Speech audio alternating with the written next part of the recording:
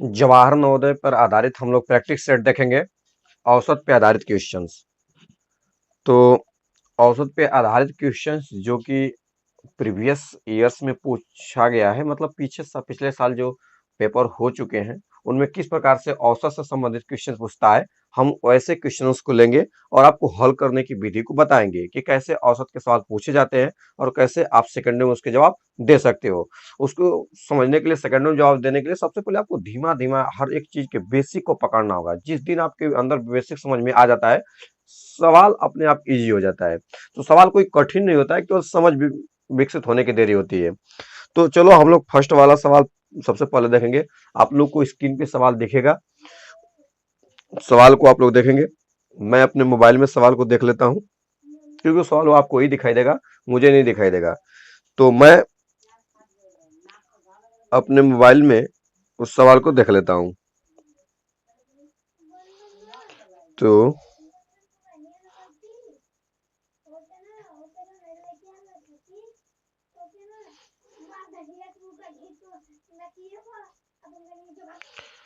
हम लोग देखेंगे पहला सवाल।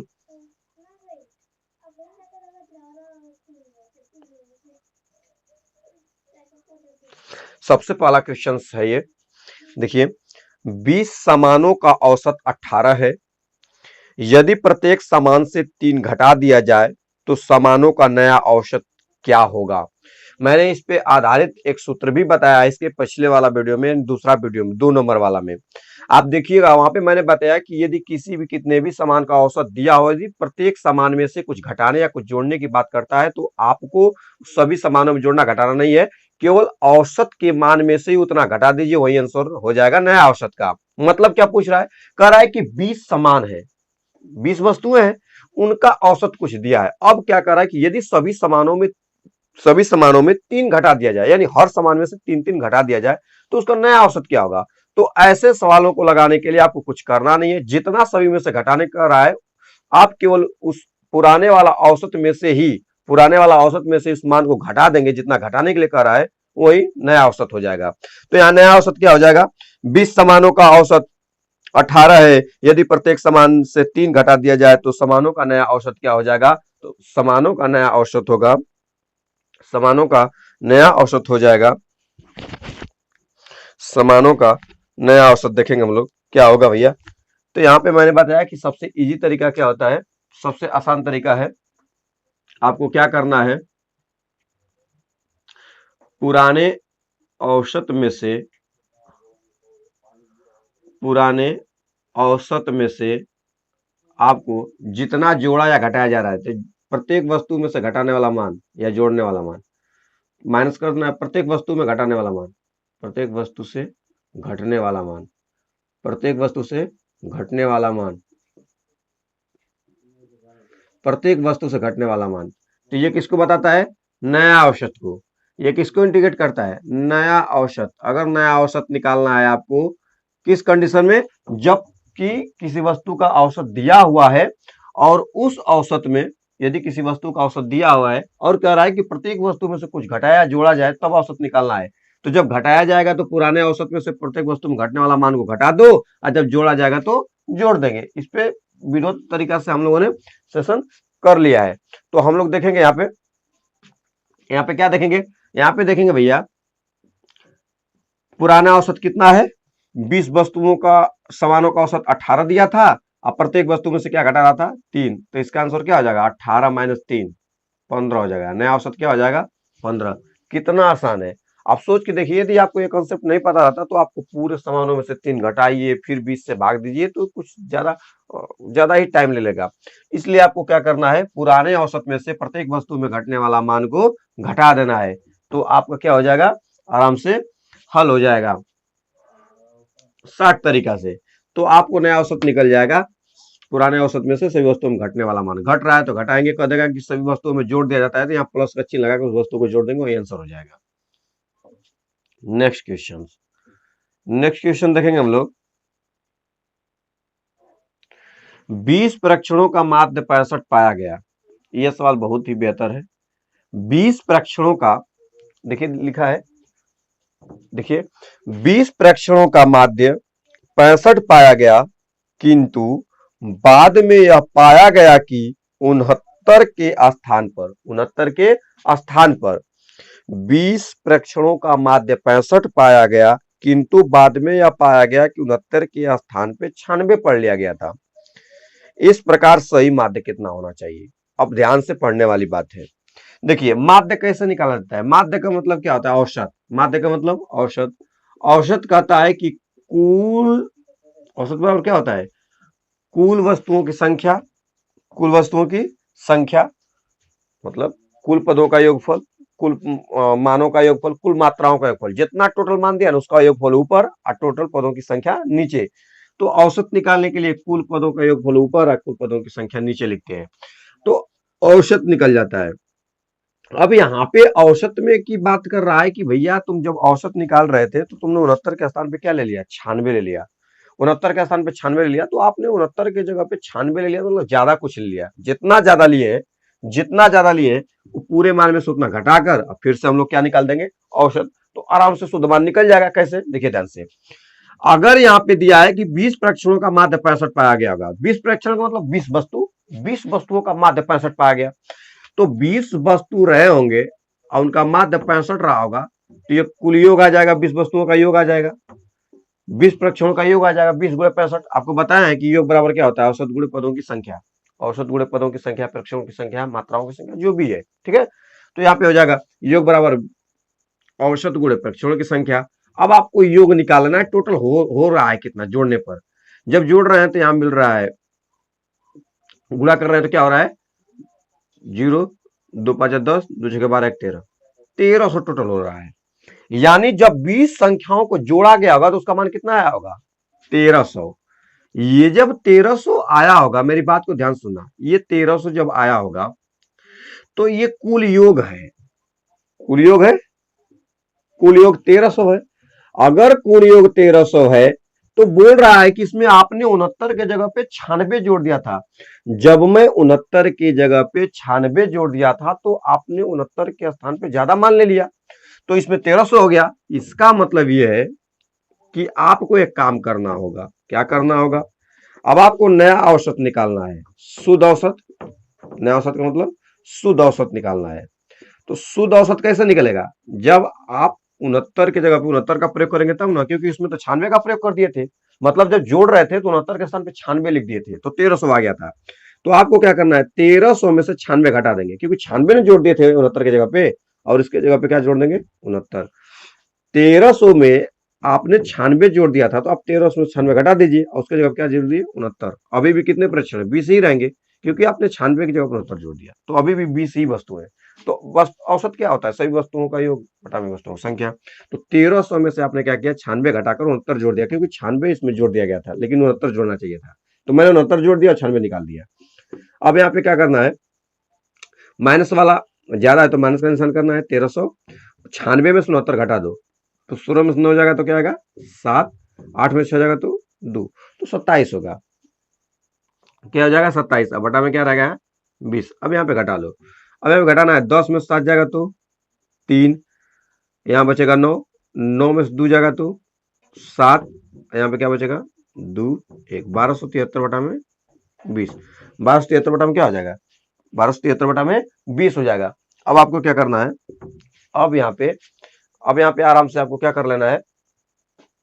1273 बटा में 20 में भाग दे देना है।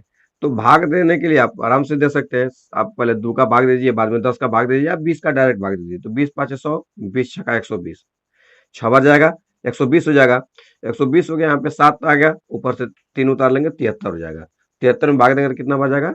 3 बार। 20 3 60, 10 लगाएंगे, 13 होगा, 30 हो जाएगा, 130। 130 में 20 का भाग देंगे, आप भाग देके देख लीजिएगा। 130 में देंगे तो कितना हो जाएगा? 20 छका 120, फिर 10 बचेगा, 20 5 100, 63.65।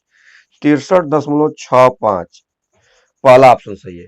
63.65 आएगा। जब 20 का आप भाग देंगे तो कितना में? 1273 में। तो मैंने क्या बताया कि शुद्ध औसत निकालना है, तो आप देखिए कितना गलती कर रहे हैं। तो आपने 96 आपने जोड़ दिया था, तो आप 96 पहले निकाल दीजिए, क्योंकि आपको 96 नहीं लेना था। टोटल योग में आपने 96 जोड़ दिया था गलती से, तो 96 को हटा के हम लोग क्या कर देंगे, उसमें 69 जोड़ देंगे, तो आपको क्या मिलेगा 1273। 1273 में जब 20 का भाग देंगे तो कितना आ जाएगा 65, 63.65, 63 कितना आ जाएगा 65 आ जाएगा। अब हम लोग नेक्स्ट देखेंगे, नेक्स्ट सवाल देखेंगे 3 नंबर का।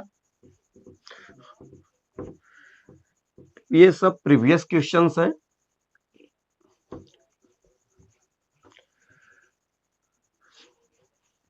आपको काफी टाइम मिलता है वहां पे, आप आराम से हर एक कॉन्सेप्ट को विधिवत तरीका से लगाने का प्रयास करेंगे ताकि आप हर एक क्वेश्चन को टच कर सके बढ़िया से। देखिए अगला क्वेश्चन क्या है, अगला क्वेश्चन ये है कि प्रथम 4 विषम संख्याओं का औसत क्या होगा। प्रथम 4 विषम संख्याओं का औसत क्या होगा, तो मैंने बताया था किसी भी टाइम, किसी वक्त, कभी भी आपको इस तरह से क्वेश्चन पूछे तो आपको मुजवानी आंसर देना है।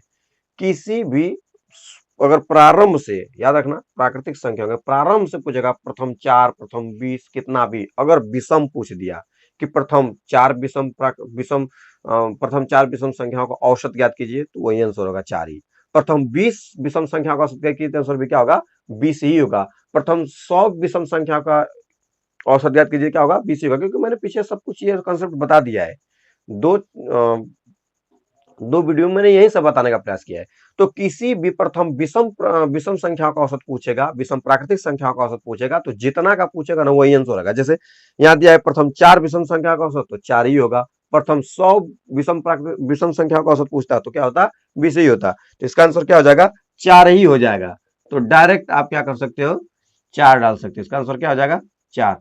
तो किसी भी प्रथम विषम संख्याओं को पूछे औसत, तो जितना विषम संख्या का औसत पूछता है प्रथम से, वही उसका आंसर हो जाता है औसत का। नेक्स्ट अगला देखेंगे, बोल रहा है कि प्रथम 5 सम संख्याओं का औसत क्या होगा। प्रथम 5 सम संख्याओं का औसत क्या होगा, प्रथम 5 सम संख्याओं का औसत। तो आपको सम संख्याओं का औसत निकालना है, तो क्या करना है,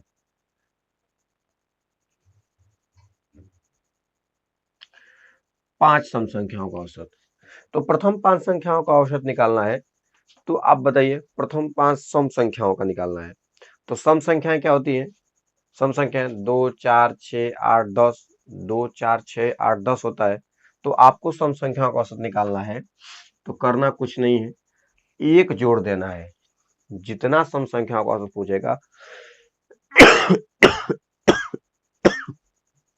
उसमें केवल एक जोड़ देना है, उसमें एक जोड़ना है। मतलब अगर आपसे पूछा प्रथम 5 सम संख्याओं का औसत, तो 5 सम संख्याओं का औसत क्या हो जाएगा, 5 प्लस 1 क्या हो जाएगा 6 हो जाएगा। जैसे आपसे पूछता प्रथम 10 सम संख्याओं का औसत, तो 10 प्लस 1 11, समझ गए। तो जितना सम संख्या का औसत पूछेगा उसमें एक जोड़ करके लिख देना है। अगर 11 सम संख्याओं का औसत पूछेगा प्रथम, तो 11 प्लस 1 12 आंसर हो जाएगा। तो जितना सम संख्याओं को पूछेगा उसमें एक जोड़ के आंसर बता देना है। नेक्स्ट नेक्स्ट क्वेश्चन देखिए, ये बेहतर क्वेश्चन है, ये बहुत ही बेहतर है, इसको समझना बहुत जरूरी है। बोल रहा है कि यात्रा का 1/3 हिस्सा 25 किलोमीटर की दर से जाता है, 1/4 हिस्सा 30 किलोमीटर की दर से जाता है, और बचे हुए भाग का 50 किलोमीटर की दर से जाता है। तो पूरी यात्रा की औसत चाल क्या होगी। औसत चाल बराबर क्या होता है, कुल दूरी बटा में कुल समय। औसत चाल बराबर क्या होता है,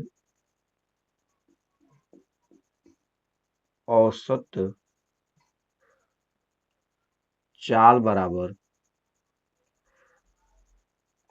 कुल दूरी बटा में कुल समय, कुल दूरी बटा में कुल समय। तो औसत चाल निकालना है तो आपको क्या करना है, कुल दूरी बटा में कुल समय लिखना है। अब आप ध्यान से देखिए, अब यहाँ पे सवाल बोल रहा है कि यात्रा का 1/3 हिस्सा 25 किलोमीटर की दर से जाता है, 1/4 हिस्सा 30 किलोमीटर की घंटा की दर से जाता है, बचे हुए भाग का 50 किलोमीटर प्रति घंटा की दर से जाता है। तो पूरी यात्रा की औसत चाल ज्ञात कीजिए। पूरी यात्रा का औसत चाल ज्ञात करना है, तो पूरी यात्रा का औसत चाल ज्ञात करना है तो आपको एक चीज लिखना होगा, ऊपर कुल दूरी और नीचे कुल समय। ऊपर कुल दूरी नीचे कुल समय लिखना है। तो कुल दूरी कुल समय लिखना है तो कैसे लगाएंगे, देखिए आपको एक काम करना होगा इस कंडीशन में। आप मान लीजिए कि माना कुल दूरी डी है, माना कुल दूरी यक्स मान लो, ठीक है, चलो यक्स मान लेते हैं। माना कुल दूरी कितना है, यक्स है। अब मान लो कि यक्स दूरी है, यक्स किलोमीटर दूरी है। मान लो कुल दूरी कितना है, यक्स किलोमीटर है, कितना भी जाना हो। अब यक्स किलोमीटर यदि आप दूरी मान लेते हो तो मैं आपको बताता हूं। अब आपको निकालना है समय। तो समय बराबर क्या होगा बताओ, समय बराबर यही ना होगा, समय बराबर दूरी बटा के चाल। मतलब जितना दूरी चलेंगे और किस चाल से चलेंगे, अगर पूरे दूरी में जितना दूरी चल रहा है उस चाल से अगर भाग दे दिया जाएगा तो आपको समय मिल जाएगा। जैसे मैंने कहा कि 5 किलोमीटर में 10 किलोमीटर घंटा की चाल से जा रहा हूँ, या 10 किलोमीटर 5 किलोमीटर घंटा की चाल से जा रहा हूँ, तो 2 घंटा लगेगा, क्योंकि 10 किलोमीटर की दूरी को आप 5 किलोमीटर प्रति घंटा की चाल से तय कर रहे हैं, तो आपको कितना टाइम लगेगा, आपको टाइम लगेगा 5 दूना के 10, 2 घंटा। उसी तरह से आपको अगर समय निकालना है, समय कि समय कितना लग रहा है, कुल समय भी नीचे लिखना है ना, तो समय लिखने के लिए आपको क्या करना पड़ेगा, कुल दूरी बटा में चाल लिखना पड़ेगा। तो देखिए ध्यान से, अब हम निकालेंगे औसत चाल। औसत चाल बराबर, तो औसत चाल आराम से आप निकाल सकते हो, निकालेंगे। कुल दूरी मैंने कितना मान लिया, एक्स। अब बटा में लिखूंगा। अब हमको चाहिए इस पूरे दूरी को चलने में लिया गया समय, इस पूरे दूरी को चलने में लिया गया समय, क्योंकि आप तो चल रहे हैं यक्स ही किलोमीटर, क्योंकि आप एक स्थान दूसरे स्थान तक जा रहे हैं, अलग अलग चाल से जा रहे हैं। तो जब अलग अलग चाल से अलग अलग दूरी जाएंगे, अलग अलग चाल से अलग अलग दूरी, तो आपको समय भी तो अलग अलग लगेगा, समय अलग अलग लगेगा, और पूरा समय उतना ही लगेगा ना जितना आप शुरू से अंत तक जाएंगे। तो हम क्या करेंगे, कुल समय ले लेंगे कि यक्स पूरा यक्स किलोमीटर चलने में कितना समय लग रहा है, क्योंकि कुछ कुछ दूरी आप जा रहे हैं, कुछ दूरी इस चाल से, कुछ दूरी उस चाल से, कुछ दूरी उस चाल से। तो मैं ये निकालूंगा कि शुरू से अंत तक जाने में कितना समय लगा। तो सबसे पहले यहाँ पे देखिए सवाल में क्या दिया है, बोल रहा है कि यात्रा का 1/3 हिस्सा 25 किलोमीटर की दूरी से तय करते हैं। तो ध्यान से बताइए, 1/3 का मतलब क्या है, 1/3, दूरी का 1/3। तो टोटल अगर यक्स किलोमीटर जा रहा है तो इसका 1/3 क्या होगा, x/3 हो जाएगा। क्या हो जाएगा, x/3। ये हो गया दूरी, कितना के चाल से जा रहा है, तो ये जा रहा है 25 किलोमीटर घंटा की चाल से। तो मैंने ऊपर लिखा दूरी बटा में चाल, ये आ गया 1/3 हिस्सा में, 1/3 हिस्सा चलने में लगा समय, 1/3 हिस्सा दूरी चलने में लगा समय। तो दूरी कितना चला, 1/3 बटा में चाल। तो यक्स का 1/3 बटा में चाल हो गया। फिर प्लस करेंगे आगे। बोल रहा है कि 1/4 हिस्सा 30 किलोमीटर घंटा की चाल से। तो 1/4 का मतलब यक्स बटा में चार, 1/4 तो ये ना होगा, यक्स का चौथाई भाग, और ये कितना के चाल से जा रहा है, 30 किलोमीटर घंटा की चाल से। तो मैं 30 से भाग दे दूंगा, 30 हो गया। अब आगे फिर प्लस, अब बोल रहा है कि शेष बचे हुए भाग। अब एक बात बताओ, 1/3 भाग चल चुका है, 1/3 भाग चल चुका है, 1/4 भाग चल चुका है। तो पहले इसका लसन लो, 3 4 का लसन 12, 3 चौको 12, 4 एकम 4, 4 तिया 12, 3 एकम 3, कितना हो जाएगा 7/12। कोई भी चीज अपने आप में एक भाग होता है, एक में से 7/12 घटा देंगे, देखेंगे अभी कितना हिस्सा बचा है। तो 12 कम 12, 12 में 7 जाएगा तो 5/12, यानी एक में 7/12 घटाएंगे कितना होगा, 5/12 हिस्सा भी बचेगा। अभी 5/12 हिस्सा बाकी है, तो कितना दूरी चला होगा अब, केवल 5/12 हिस्सा। तो यक्स का 5 गुना बटा में 12 हो जाएगा। तो 5x बटा में 12 कितना की चाल से चल रहा है, 50 किलोमीटर घंटा की चाल से, 50 किलोमीटर। बस इसी समीकरण को हल कर देंगे, आपका आंसर हो जाएगा, एकदम आंसर आ जाएगा। देखिए कैसे, तो हल करते हैं। ऊपर एक्स है तो एक्स रन देंगे। अब यहाँ पे क्या करना है, नीचे ये 25 ऊपर जाएगा, इसके बटा में कुछ नहीं, तो एक मानोगे तो एक का एक्स में गुणा होगा तो यहाँ एक्स हो जाएगा, 25 क्या हो जाएगा 75, प्लस उसी तरह इसका ऊपर एक्स हो जाएगा, 30 चौको 120, ये ऊपर जाएगा। और यहाँ से प्लस, अब यहाँ से देखो 5 से ये कट जाएगा क्योंकि नीचे है, 5 50, 10 से काट देंगे 120 हो जाएगा। तो 100 बटा में क्या आ गया, 120 हो गया, 120। अब आपको क्या करना है, इनका लॉसा लेना है, इनका लॉसा लीजिए, यहाँ एक्स हो जाएगा, इनका लॉसा 75, 120, 120, इनका लॉसा कितना होगा, इनका लॉसा हमको लेना है 120 का, और यहाँ पे तो 120 और 75 का लॉसा क्या हो सकता है, हम लोग लेंगे यहाँ पे 600, 600 अगर लेते हैं तो 600 में 75 में कटेगा कि नहीं, 75 से 600 75 ना के 150, 300 कट जाएगा। 6 सत्ते 42, 8 पर 40, 8 से 56, 8 बार में कट जाएगा। तो हो जाएगा इनका लॉस है कितना, 600 लॉस हो जाएगा। 600 लेंगे तो 75 वाट हो जाएगा। 8 5 40 को सुनना, 8 से 6 50 60, 8 बार कटेगा तो यहाँ हो जाएगा 8x प्लस, यहाँ पे देखिए 120 से कटाएंगे कितना बार कटेगा, 5 बार में। 0 0 खत्म, 5 बार में 5x हो जाएगा यहाँ पे, प्लस यहाँ पे 120 को कटाएंगे तो 5 बार में कितना हो जाएगा, 5x। दोनों को जोड़ भी सकते थे। अब देखिए यहाँ पे ऊपर x है तो x, नीचे 8 5 13 5 18, बटा में क्या हो जाएगा 600, x बटा में 18, x बटा में 600। अब आपको क्या करना है, 600 ऊपर लेके जाना है। 600 को ऊपर लेके चले जाएंगे, यहाँ पे देखिए बराबर x ऊपर तो ये है, ऊपर चला जाएगा 600, बटा में क्या हो जाएगा 18x। अब बताइए x से x खत्म, 600 में 18 का भाग दे दीजिए, 600 बटा में 18, 18 का भाग देंगे कितना होगा, 18 54, 18 54 हो जाएगा। और यहाँ पे 6 बचेगा, फिर 18 54, दसवां लगाएंगे, फिर 6 बचेगा, 18 54, 18 54। तो यहाँ पे आपको आंसर मिल जाएगा। देखिए इसमें दशमलव में आंसर नहीं दिया है, इसमें दशमलव में आंसर नहीं दिया है, तो आप एक काम कीजिए, इसको कटाकर सही के रूप में लिख लीजिए। इसको कटाकर किसके रूप में, सही के रूप में। तो कटा दें, देखिए कटाइए इसको, 6 से कटा दीजिए तो यहाँ पे 6 कम 6 100 आ जाएगा, अच्छा 18 बटा में 3 आ जाएगा। 6 से मैंने कटा ऊपर 100 बार में, 3 बार में। अब जानते हैं 33 या 99, 33 से 1 बटा 3 आ जाएगा, 33 से 1 बटा 3 किलोमीटर प्रति घंटा। तो आप जैसे चाहे वैसे लगा सकते हैं, लेकिन ये कंसेप्ट आपको एकदम पूरा ध्यान रखना है। छोटा सा कंसेप्ट है, आपको गुणा भाग आना चाहिए। यानी आपको क्या करना है, कुल दूरी ऊपर लिखना था, कुल दूरी क्या लिखना था, ऊपर, बटा में कुल दूरी ऊपर, बटा में कुल समय, ये समय है, दूरी बटा में चाल, दूरी बटा में चाल, दूरी बटा में चाल, कुल समय को जोड़ के क्या कर दिया, भाग दे दिया। तो ये आंसर हो जाएगा। इसका 60 तरीका क्या हो सकता है, इसका अगर 60 तरीका कोई निकालने के लिए कहे तो क्या हो सकता है।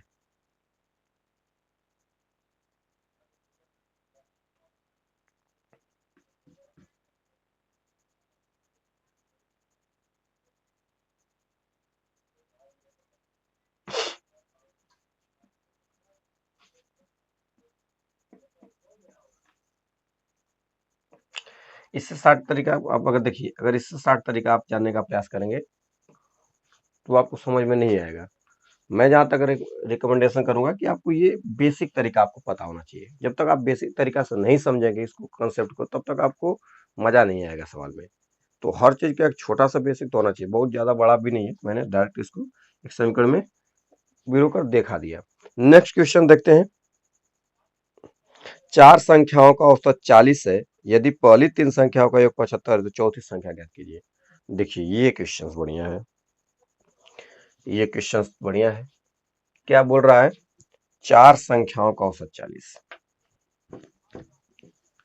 4 संख्याओं का औसत 40 दिया है। इसको हम लोग चुटकी में लगाएंगे।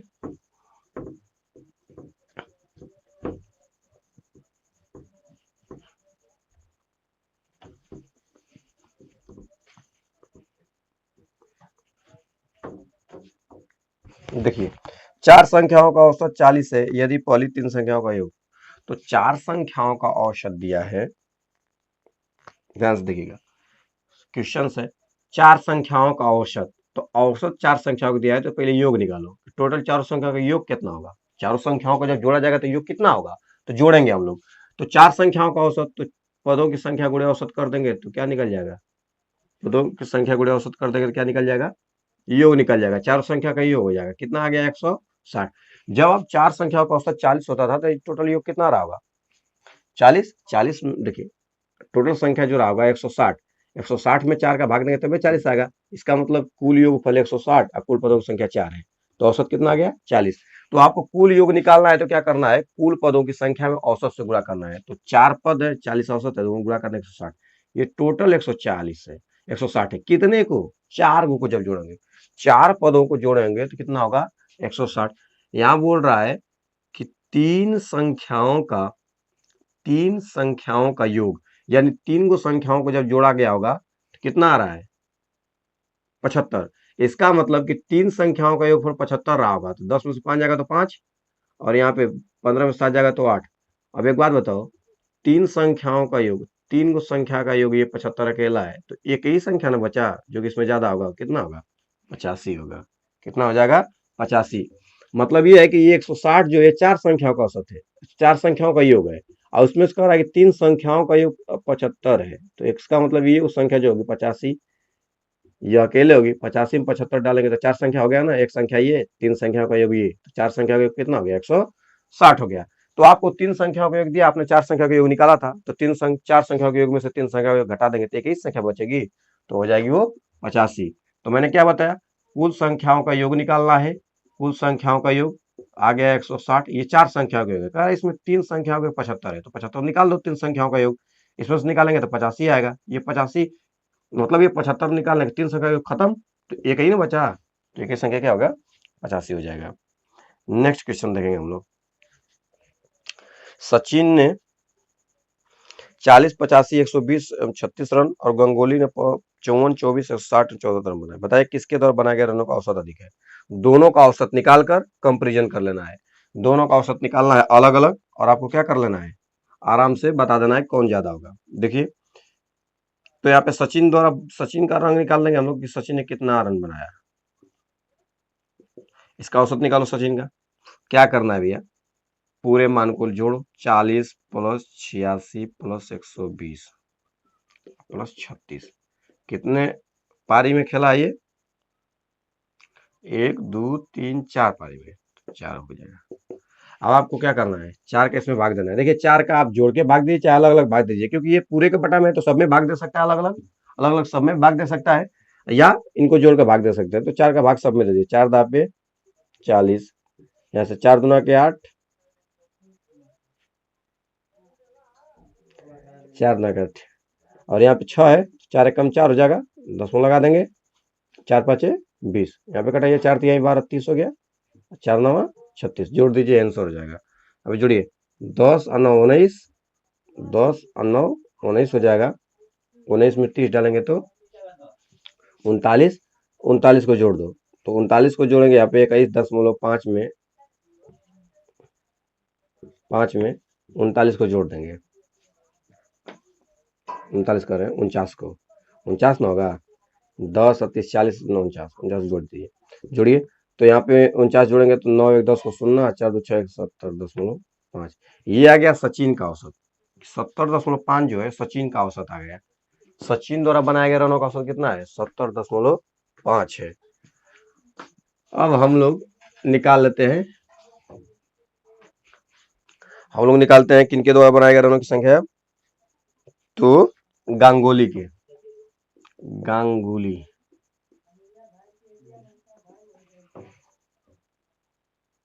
गांगुली इनके द्वारा बनाए गए रनों का औसत निकालिए। टोटल रन कितना मारे हैं? 54 प्लस 24 प्लस कुल रनों का योगफल निकालेंगे ऊपर, 140 प्लस 74, इनका औसत निकालना है। तो कौ पद है? 1 2 3 4, 4 पारी है तो 4 से बांट दी।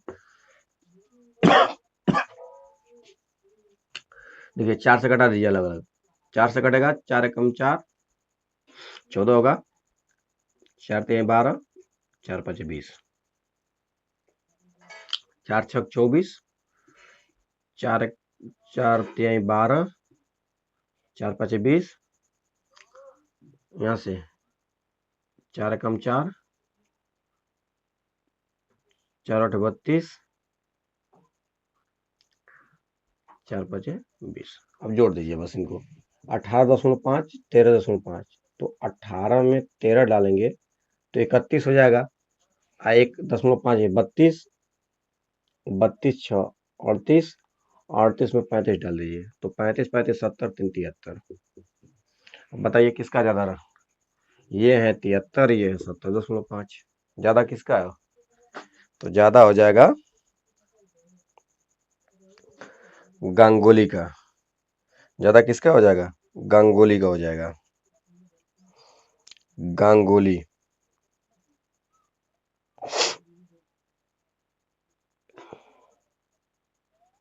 तो ज्यादा औसत किसका होगा? गांगुली के रनों का। सेकंड, तीन संख्याओं का औसत 9, यदि पहली दो संख्याओं का औसत 12 हो तो तीसरी संख्या ज्ञात कीजिए। देखिए ये भी जबरदस्त है। अभी इससे पहले जो सवाल लगा था उसमें डायरेक्ट दिया था कि तीनों का योग इतना है तो चौथा ज्ञात कीजिए, लेकिन यहाँ पे आपको औसत देकर मान पूछ रहा है।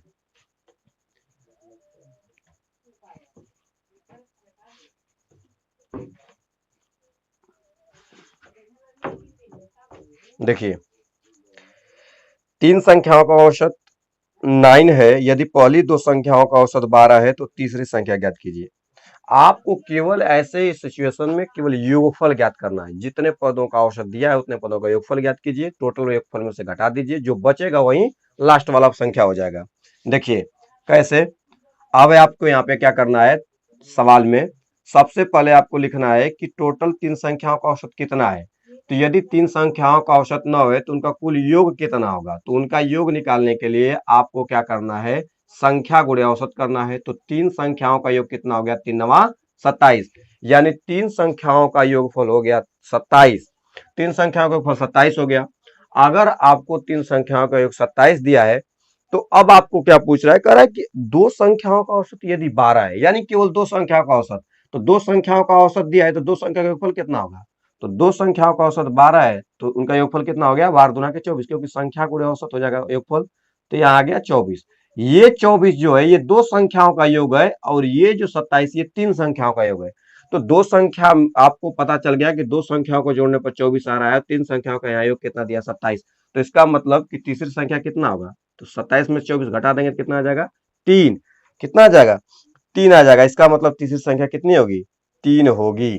तीसरी संख्या कितनी होगी, 3 होगी, क्योंकि तीन संख्या को जोड़ने पर 27 आ रहा है और दो ही संख्या 24 है, तो 3 जोड़ेंगे तब ना 27 होगा तीसरी संख्या। तो इजी तरीका से आप ऐसे क्वेश्चंस को सॉल्व कर सकते हो। नेक्स्ट देखेंगे हम लोग। नेक्स्ट सवाल देखिए क्या बोल रहा है, एक क्रिकेट खिलाड़ी विभिन्न मैचों में 30, 13, 0, 19, 17 और 6 रन बनाता है, उसके रनों का माध्यमान या औसत बताइए। देखिए यहाँ पे मेन मुद्दा क्या है कि केवल जीरो का देना है। अगर कभी भी पारियों की संख्या खेली गई है, 0 रन बने या 1 रन बने या 2 रन, उससे मतलब नहीं है। जितना पारी में खेला है आपको उतना से भाग देना पड़ेगा, चाहे उसमें रन बना हो या नहीं बना हो। अगर पद दिया है तो पदों की संख्या काउंट करना पड़ेगा। मतलब अगर आपको यहाँ पे औसत निकालना है तो औसत निकालने के लिए क्या करना पड़ेगा, सारे पदों को जोड़िए, 13 प्लस 0, 19, 17 प्लस 6, टोटल पद देखिए 1, 2, 3, 4, 5, यानी इन्होंने 5 पारी खेला था लेकिन एक पारी में 0 रन बनाया है। तो ऐसा नहीं है कि आप 0 को छोड़ देंगे, आप उसको नहीं काउंट करेंगे, उसको भी काउंट करना पड़ेगा। तो 1, 2, 3, 4, 5 जितने पद दिए उतने से भाग दे दीजिए, आपका औसत निकल जाएगा। तो यहाँ पे 13 में 19 डालेंगे तो कितना हो जाएगा, 32, 32 6 38, 38 में 17 डालेंगे तो कितना हो जाएगा, 38 में 17 55 हो जाएगा। 38 में 17 डालेंगे कितना हो जाएगा, 55 हो जाएगा, बटा में 5, तो 55 में 5 का भाग देंगे कितना आ जाएगा, 11 आ जाएगा। कितना आ जाएगा, 11 आ जाएगा। तो इस तरह से आप इसको सॉल्व कर सकते हो।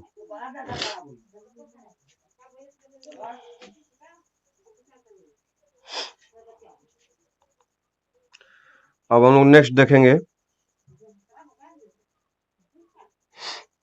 यहाँ पे अगला सवाल,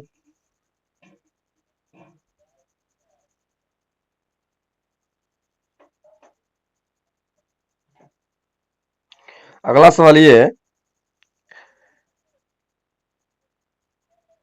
एक व्यापारी ने 5 टीन डालडा 210 रुपया प्रति टीन की दर से 7 टीन डालडा 215 रुपया प्रति टीन की दर से 8 टीन डालडा 200 रुपया प्रति टीन की दर से खरीदा, डालडा का औसत मूल्य ज्ञात कीजिए।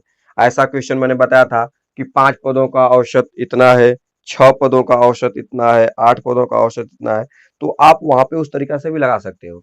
यहाँ पे लिखा है कि 5 टीन डालडा को 210 रुपया प्रति टीन की दर से, मतलब एक टीन को बेचता है 5 टीना, जब तो वो 210 रुपया के हिसाब से बेचता है। जब 5 टीना बेचता था तो 210 रुपया में एक टीना बेच रहा था।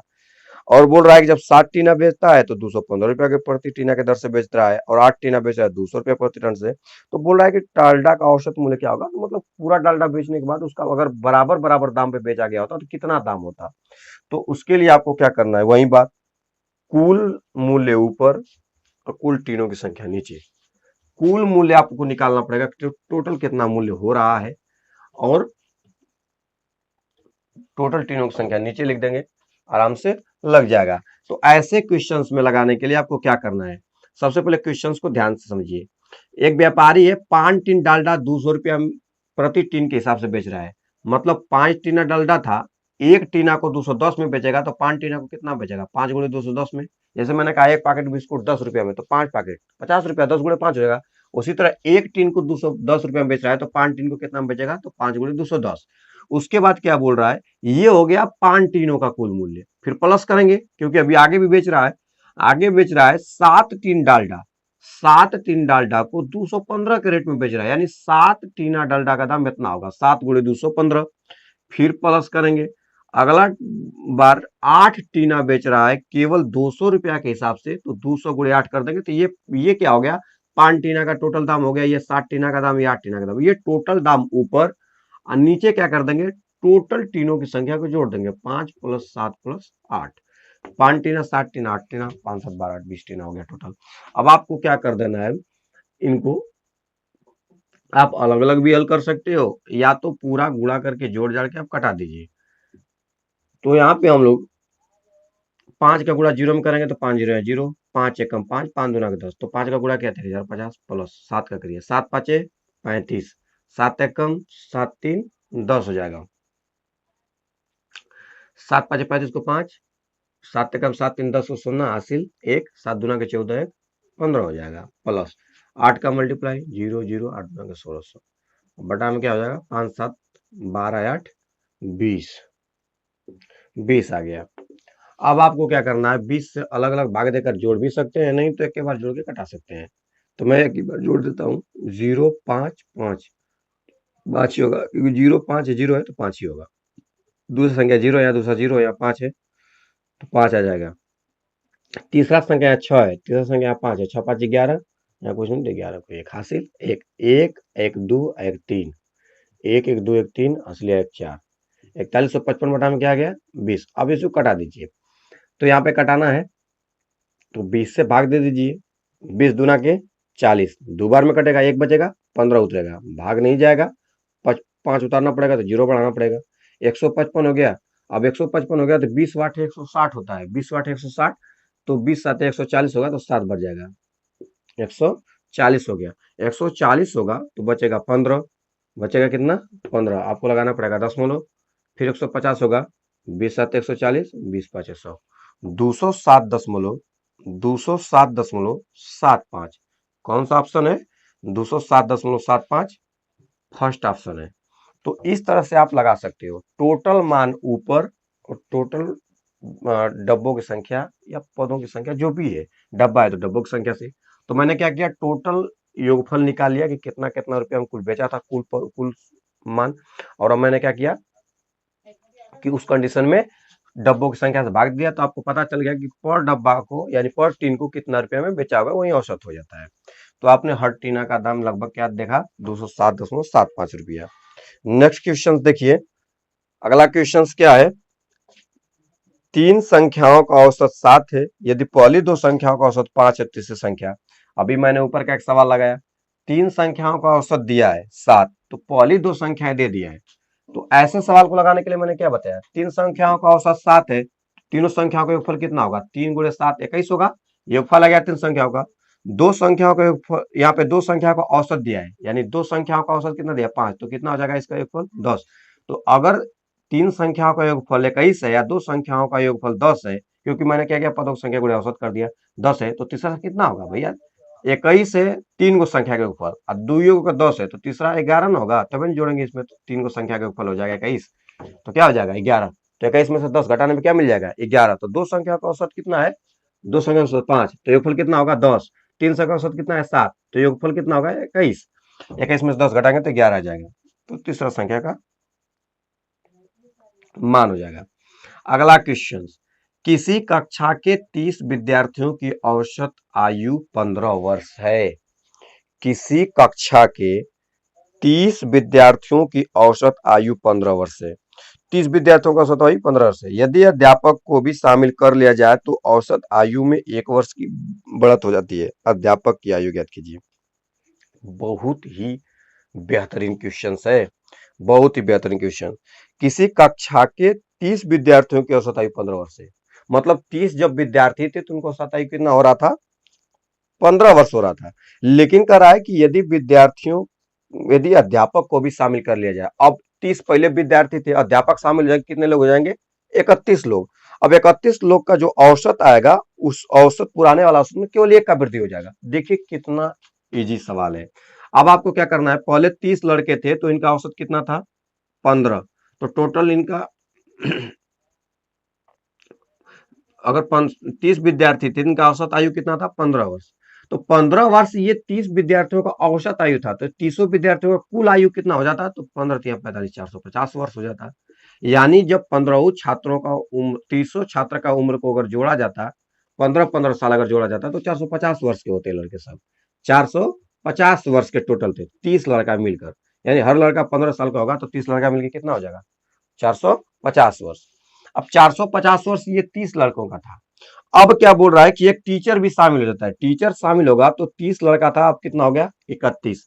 औसत पहले 15 था, लेकिन बोल रहा है कि जैसे टीचर शामिल होता है तो औसत में वृद्धि हो जाती है। कितना की? एगो की। तो पहले 15 था तो कितना हो जाएगा? अब 16। अब इनका गुणा करो।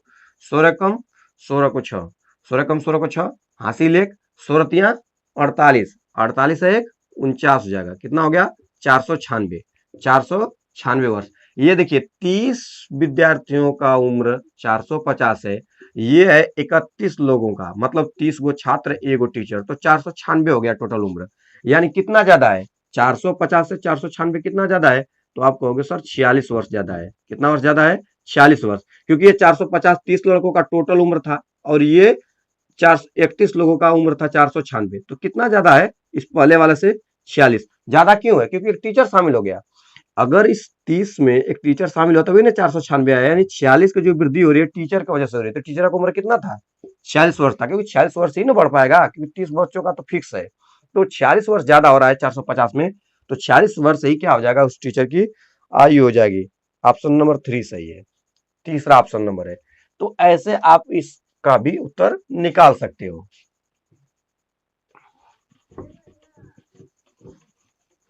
अगला सवाल, अगला सवाल है प्रथम 5 सम संख्याओं का औसत। सम संख्याओं का औसत जब भी पूछेगा तो जितना सम संख्याओं का प्रथम पूछेगा उसमें एक जोड़ के आंसर बताना। 5 संख्याओं का औसत पूछा तो 6 हो जाएगा। 5 विषम संख्या को मैंने पूछा, बताया है कि विषम संख्याओं का औसत जब भी पूछे, जितना प्रथम विषम संख्या को पूछे वही आंसर है। प्रथम 5 विषम संख्याओं का औसत 5 ही हो जाएगा, यही आंसर। प्रथम 10 विषम संख्या को पूछे 10 ही होगा, उसमें कोई दिक्कत नहीं है। ये नेक्स्ट क्वेश्चन है जो कि बहुत ही महत्वपूर्ण होने वाला है। एक स्थान पर, क्वेश्चन देखेंगे, एक स्थान पर एक सप्ताह में सोमवार, मंगलवार, बुधवार तथा बृहस्पतिवार के तापमान का औसत 35.5 डिग्री सेंटीग्रेड है। देखिए सवाल कितना बेहतरीन है। यानी दिन आपको दे दिया, ये नहीं बता रहा कितना दिन, आपको काउंट करना है कितना दिन हो रहा है। 35.5 डिग्री सेंटीग्रेड है तथा बृहस्पतिवार, शुक्रवार, शनिवार, रविवार के तापमान का औसत 40 डिग्री सेंटीग्रेड था।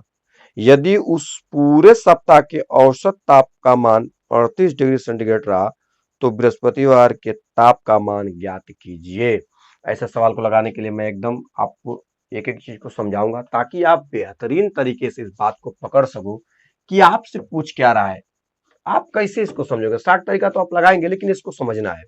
देखिए कौन कौन सा दिन दिया है। दिया है सोमवार, तो मैं शॉर्टकट में सोम लिख देता हूं। सोमवार, सोमवार दिया है।